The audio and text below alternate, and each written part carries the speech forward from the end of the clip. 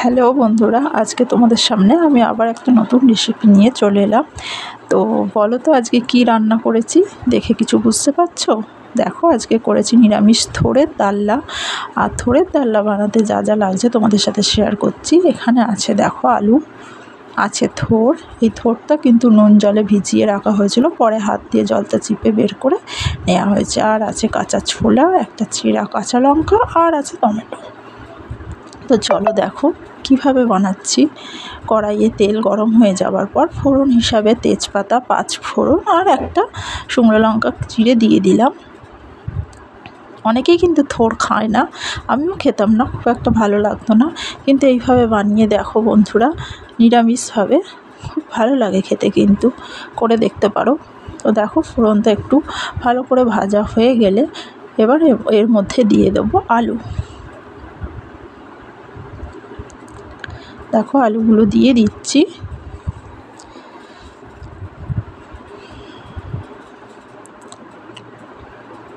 এবার আলুগুলো ভালোভাবে নাড়াচাড়া করতে হবে যতক্ষণ না লাল লাল মতো হয়ে যাচ্ছে। দেখেছো আলুগুলো লাল লালভাবে ভাজা হয়ে গেছে। এরপরে এর মধ্যে দিয়ে দিলাম টমেটো এবং কাঁচা ছোলা, দিয়ে 2-4 মিনিটের মতো আবার নাড়াচাড়া করে নেব।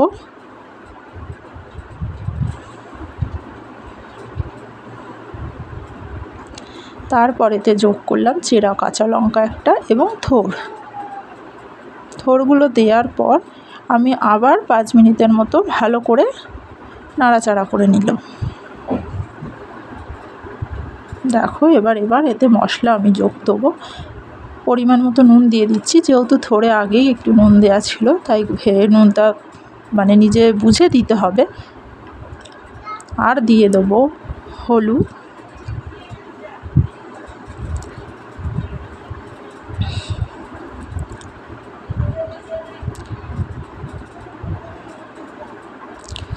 এবার দেব জিরে ধনে, সামান্যই জিরে ধনে আছে, আমি দিয়ে দিলাম।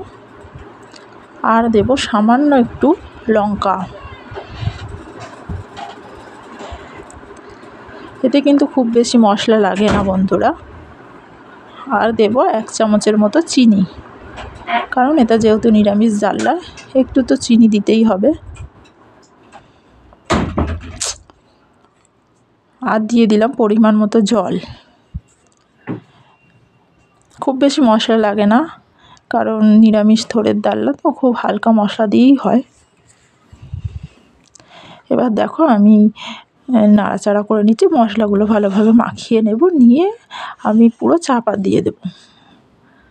10 মিনিটের মতো চাপা দিয়ে রাখবো, যাতে থোড়টা নরম হয়।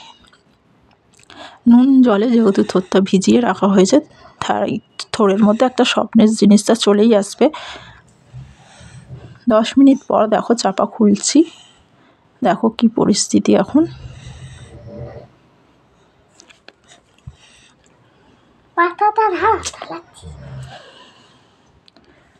দেখো নাড়াচাড়া করে দেখে নিচ্ছি, জলটা শুকিয়ে গেছে দেখতে পাচ্ছ। এরপর খুন্তি দিয়েই আমি একটু ম্যাশ করে দিচ্ছি।